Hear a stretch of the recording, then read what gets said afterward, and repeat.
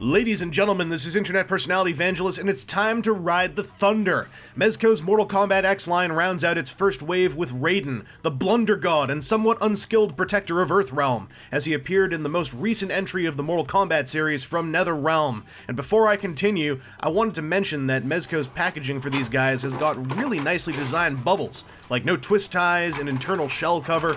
As of this recording, I've knifed them off, tossed the cards, and kept these plastic caskets as a means of storing the first wave when not in use.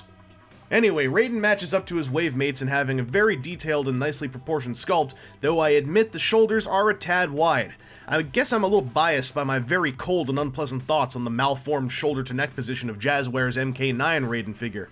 The main attraction here, as far as sculpt and paintwork goes, is Raiden's Elder God regalia, whose two tones of blue look very dynamic, and the golden swirly bits friggin' pop out in a great way. The metallic detailing on his forearm and shin armor looks badass too. But hey, this is Raiden. How's his big goofy hat? It's big and goofy, most properly, and is a highlight of the figure for me in that it's also removable. Raiden's got some great eyeliner paintwork going on, like his ninja wave mates, but the part I've got to gush about is how his hat can solidly grip onto his head at a variety of jaunty and silly angles. It adds a whole extra element of play for me, representing my love of the thundergod in all manner of power-drunken and misguided antics. As for other accessories, Raiden's got a little lightning ball that can peg into his right hand. It does so rather subtly, meaning you can make it look less like a prop and more like something manifesting between his palms. His hands are a little curled and actiony, but you can swap them out for an alternate pair that are more straight-fingered and, well, they're not really calm either, but they do look different. Raiden also steps up the game by bringing in a third pair of hands, this time rendered in translucent plastic and sculpted to have straight-up electricity erupting from his fingertips. These turned out really well, and mine feel pretty durable, but I have heard that they're the most potentially fragile part of the figure. All three sets of hands swap in and out with excellent plastic tolerances on the pegs, but I'd say it's safer to treat the clear pair with a bit of extra care. Move the hinge a bit before you plug them in, that kind of thing. Is Raiden's hat a liability like Scorpion's mask? Well, if you smack it like that, yes, but it has not been as much of a problem, mostly because it's a hat. It's up here. It doesn't fall off his face, it falls off his head. And if I'm posing him, I can kind of just grip him by the hat, move him around, and it's all good. By the way, Raiden's neck joint is pretty good, much like Scorpion's. It's also really fun to put his hat on crooked, because I think it's hilarious. Oh, thundergod. His waist joint is a ball socket joint that is mostly just a left and right swivel, like on Scorpion. His whole articulation is based on the same skeleton as Scorpion's, but let's pretend you're watching this first, because you're weird. He's got pin disc shoulders that are universal. They go out about this far, so they don't go all the way up, but you can just move them up because they also go forwards and backwards. And, hey, no drinking.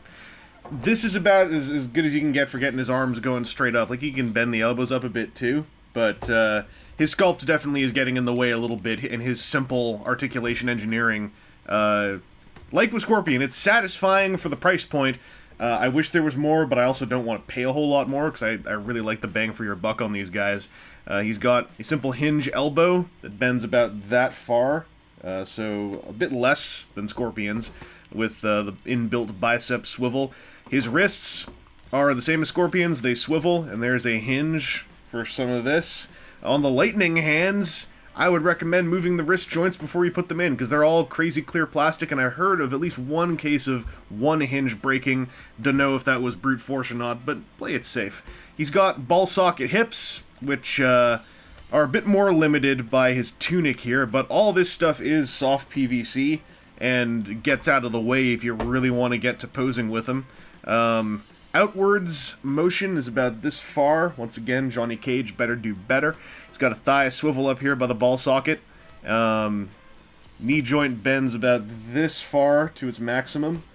Hey, focus. And again, I think that's a bit less than Scorpion, but maybe not. You know what? He's right here. Let's take a look. That's about the same, actually. Both a touch depressing for a bunch of guys from a fighting game.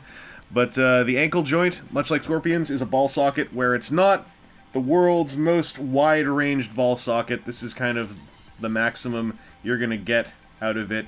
It's good for stabilization, not so good for extreme postures. And much like Scorpion, Raiden has got decent posability for 2015 for a $20 figure with this high a caliber sculpt and paint with all of his accessories. He fills out the price point well. I wish he posed a bit more, but I also don't want him to cost more than what he does. I'd rather see like more posable Mortal Kombat dudes happen in 112 Collective. But in future waves, if there's any way Mezco can open up the range on these hinges, get these elbows to bend just a bit more than 90, get these knees to definitely get at least 90 degrees of bend, just for the sake of having these guys do some slightly more intense martial arts, that would be fantastic. Raiden's the Mezco MKX figure that came out at the top of the body pile for me.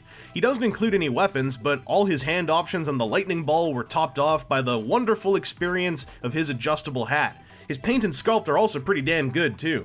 The gold parts of his Elder God accoutrements add an extra little layer of value and visual bang that make his just under $18 cost feel really friggin' sweet. As with the others, I would've liked some more posability for the sake of martial arts action, but for what I paid, I feel like I got a real strong value.